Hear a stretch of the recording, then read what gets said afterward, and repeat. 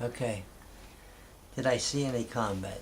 We were in Miami, and we were ordered to go to Norfolk to pick up a carrier to escort it to the Mediterranean. Along with us was another destroyer escort and a cruiser. We took our time and went over took the aircraft carrier up the Mediterranean, and the cruiser and the aircraft carrier stayed in the Mediterranean.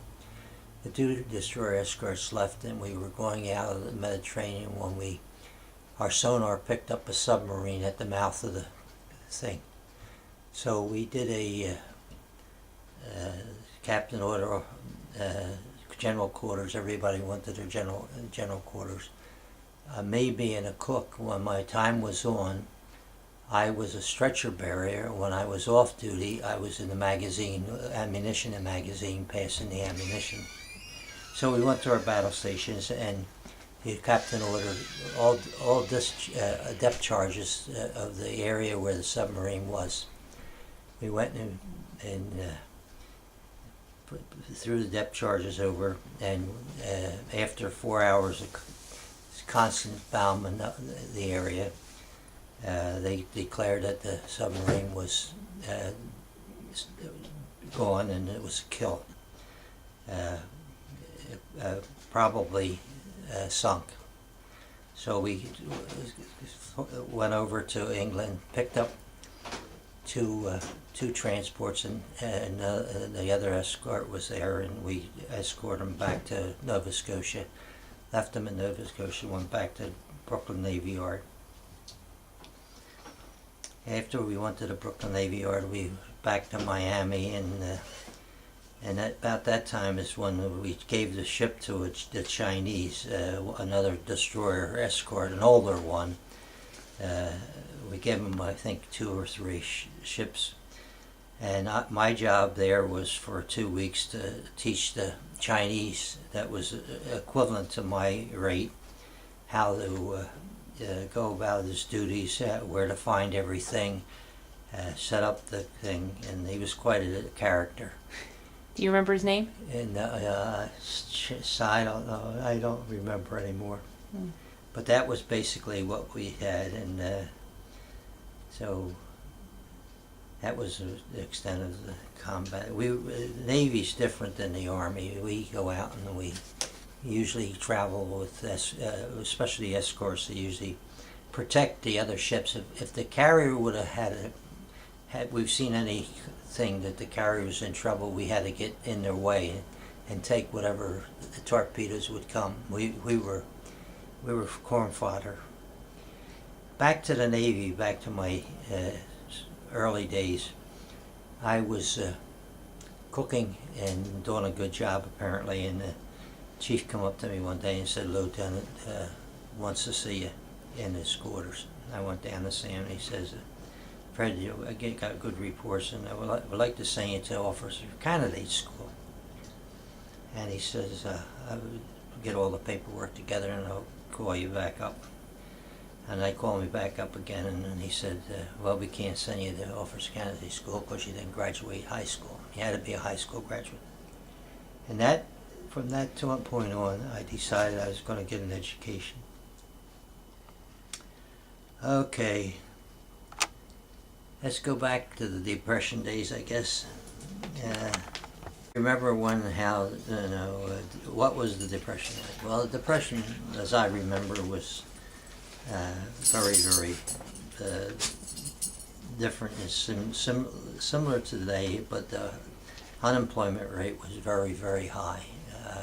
Better than 50%, I guess, and maybe even more than that. So, having 3 brothers that were between 16 and 14, it was very tough because we couldn't get any work. So we moved to my grandfather's house in Oaks, and we had a garden. We always had a garden whenever we had the room to make one, and it was a pretty big garden. But my grandfather had strawberries, elderberries, all kind of berries, all kind of cherry trees and what have you. So we had plenty of fruit, and he had asparagus patch when we had asparagus. but we grew potatoes, corn, tomatoes, zucchini, all kind of lettuce, onions, and so we had a lot of vegetables, and we always had chickens. They'd go out and buy chickens as peeps, and then you grazed them, and the hens would lay eggs, and you kill off all the cocks until you got to one the cock that would service all the chickens. They would produce the eggs, so we had eggs and we had chicken for most of the time. And after we moved from Oaks, we moved to a farm in Oaks, and again it was a big farm, and we had a big garden. We even grew potatoes there, along with all the other vegetables. And we had chickens, and we would work. All of us would, even though we were kids, we would work, and we'd pick strawberries, and for a peck of strawberries you get 3 cents. You would pick apples. For a half a bushel apples you got 15 cents. For peaches the same way. If you pick peaches you got 10 cents for peaches, half a bushel. So you can see we come home with a couple dollars, and you'd be surprised how far my mother would make that money go. And I say, we always thought we weren't going to have anything to eat, but she always came up with something. We always had a lot of flour in the house, and a lot of lard and what have you, and she could always make pies and cakes, and we picked walnuts and cracked the walnuts, pick butternuts and crack them, and she'd make cakes out of those. Pick the cherries, she'd make cherries pies, and apple pies, and peach pies, and all kind of things. So we didn't starve. We got through the Depression. Then after we lived in Oaks for a while, we moved to Phoenixville, and things were getting better. Bill had a job. No, we moved to Port Providence, and Bill first got his job, and John had some kind of a part-time job. Oh, and while we were during the Depression, they also, during the holidays, would pick turkeys' feathers. Would go in and pick all the feathers off turkeys, and they'd get some quarter, maybe a bird or something, and they'd dip it in hot water and pick all the feathers, and they come home with maybe a couple dollars. And over the holidays, we seemed to always have a good. My mother always made a good meal, especially Thanksgiving and Christmas. We never got much on those days. At Christmas, maybe an apple or some candy, but nothing elaborate. You never had any toys to speak of.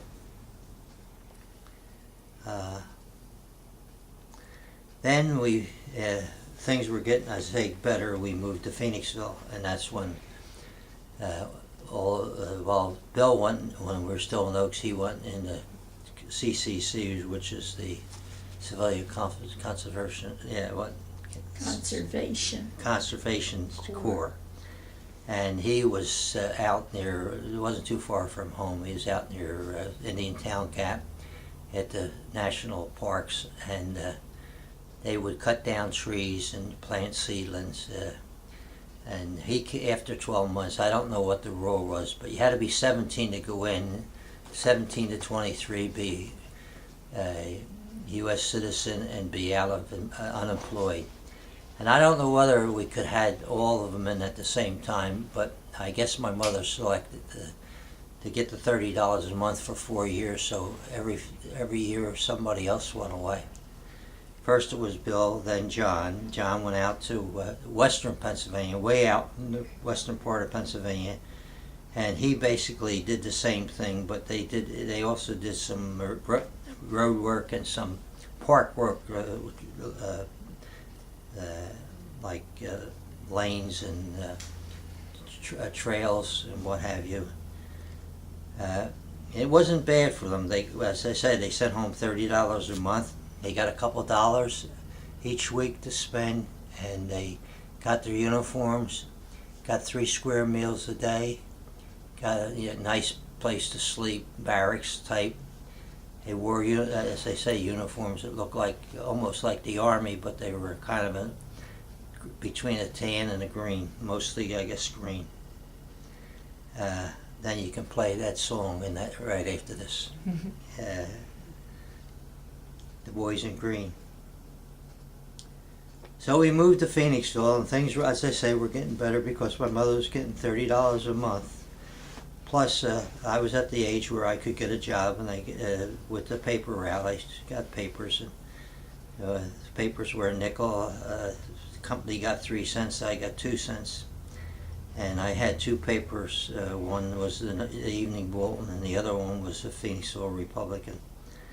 And I used to bring home about $6 a week. I'd give it to my mother. She'd give me a quarter, 15 cents for the movies on Saturday afternoon, double feature at the Rialto, and 10 cents I could spend any way I wanted. I guess so much for the Depression. It was tough times, but we lived through it, and things got better in the 30s, late 30s and 40s. Tom went in the Army. Bill got married in that period of time, so we were down next to John. John and Joe was thinking about getting married, so it was Tom who went in the Army, so we were down to John, me, Rich, Dolores, and Mom. So things got a little better. Mom went to work at this factory where they made the peanut butter crackers, and she'd bring every week or every 2 weeks or so, she'd bring home the rejects, and that was like a treat to us because it was like they were like desserts and snacks. Then things got better after a couple of years giving my mother the money. She let me keep a little more, a couple dollars. And so I would practice football at night. On the way home from football practice, stop in the German bakery on Gay Street and buy a dozen day-old cinnamon buns for 12 cents, a penny a piece. And I'd eat them all before I got home, before dinner. Like today, I wasn't a great big eater for dinners. I guess so much for the Depression. It's, you know what the job rate is like today? Well, the job rate was even worse. A lot of people didn't have jobs. A lot of people were, but they were all honest people. They didn't, not many of them stole. They went out and they tried to get as much work as they could.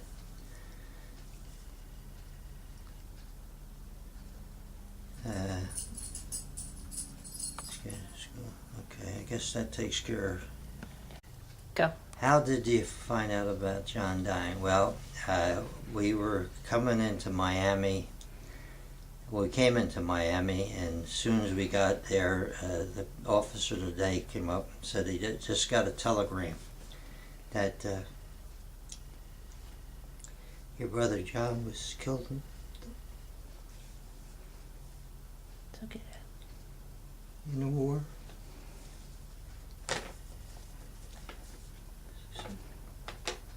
So he told me that they were going to give me an emergency leave 5 days to go home.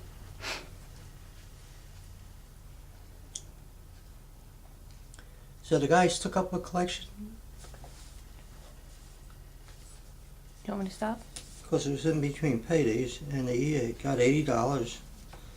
They sent me to the Red Cross, and they gave me another $20, which I had to pay back when I got back from leave, which was all right because I had a payday.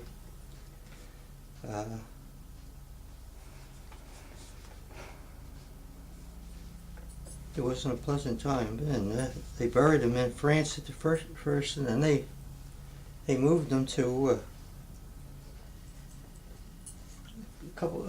couple of years later, Luxembourg.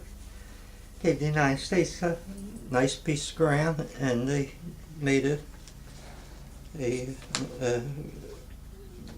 military graveyard, which is beautiful.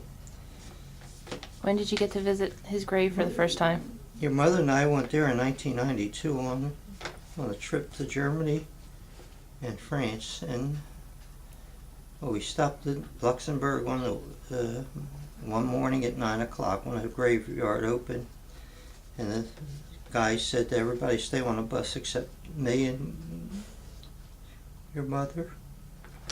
We went into the graveyard and he took our name and got his serial number. The guy was very nice. He said, "Wait here," and he got a Polaroid camera and took us out to the grave. Took a picture of the grave with us behind it. And then he came in and said, "When you come in, sit down, I want to talk to you." So after we came in, and the Jewish boys were there, and they said they were both praying for John, and I said, "Well, I was also praying for the Jewish boys." On the gravestone, they either had a cross or the Star of David or whatever religion you were, but mostly there were a lot of crosses, but there were some Stars of David.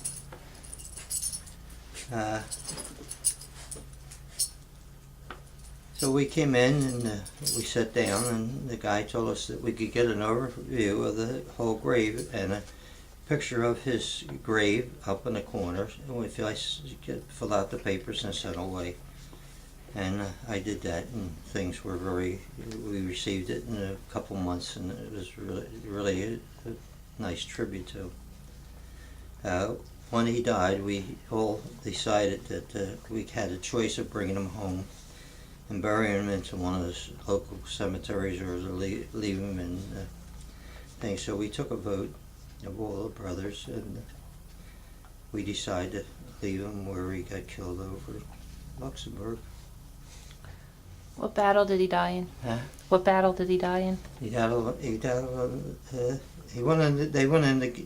with the 17th Airborne. They went in to get the 101st out. They were weren't trapped, but they had their hands full, and that was the last battle for the Germans. They went in. They had the 101st or the 17th had 2,222 casualties, death casualties. 700 officers and over 1,500 men were killed in the Battle of the Bulge. But that was the last battle. It was December 1945.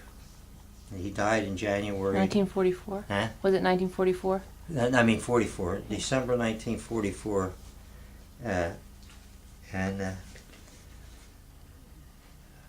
There's a book about the airborne that I gave to Fred that has a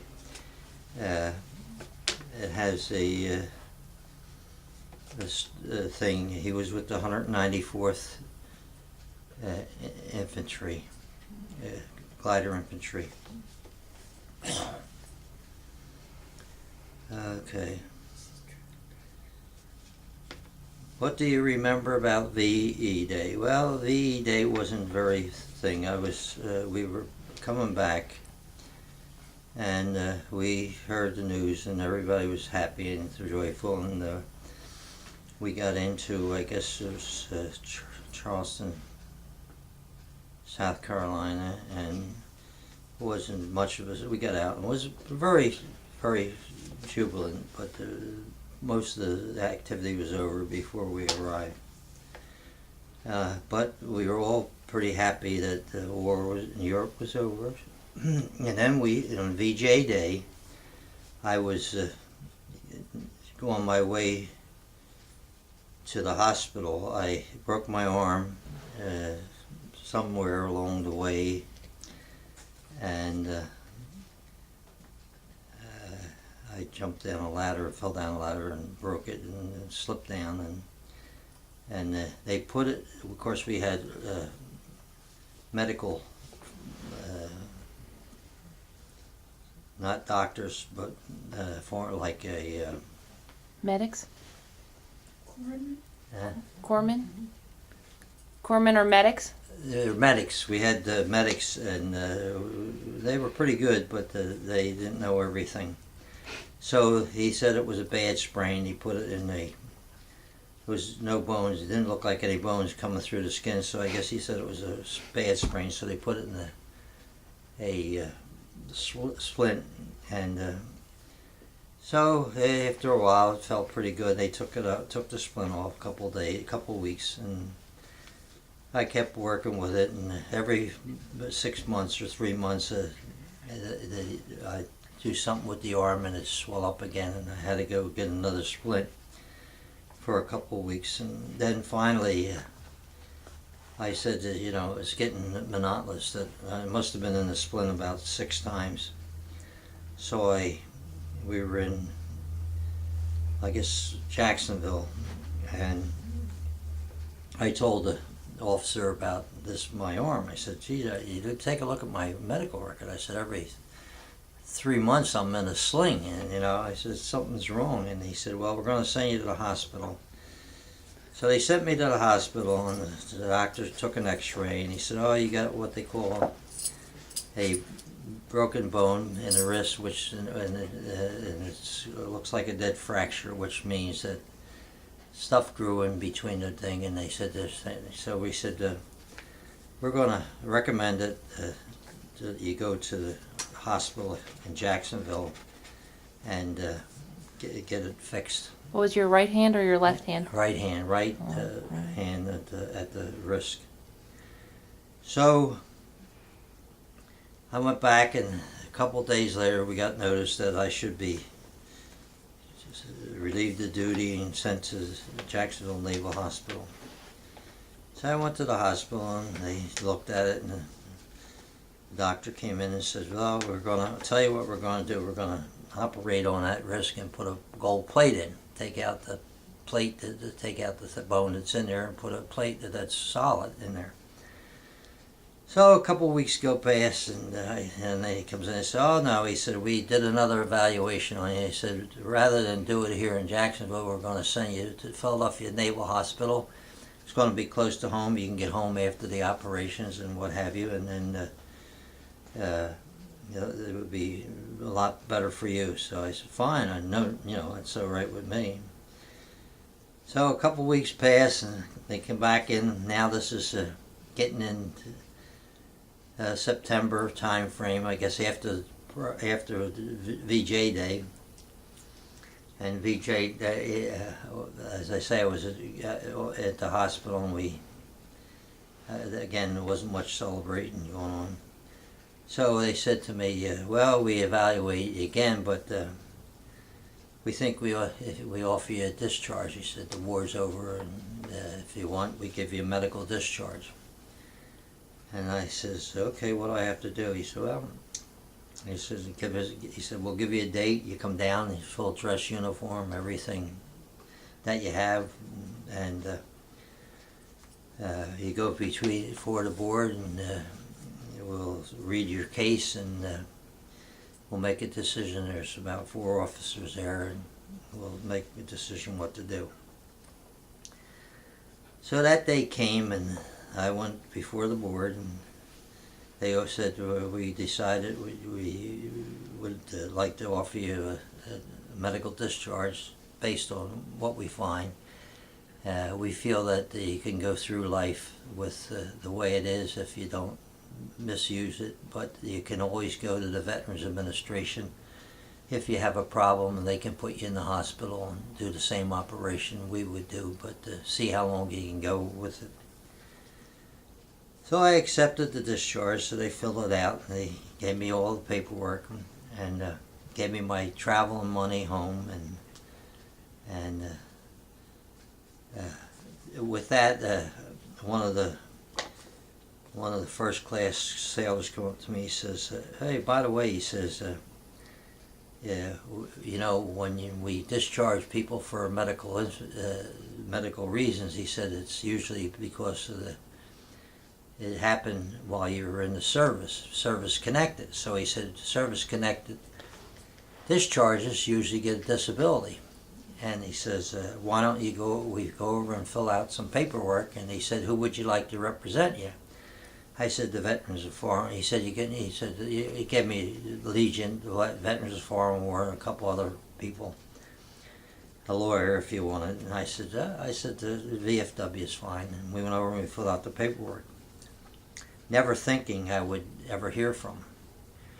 So I get home, and it was December. I was discharged December the 3rd, and I went to Georgia for a week. Some young lady I knew, and I decided to come home, and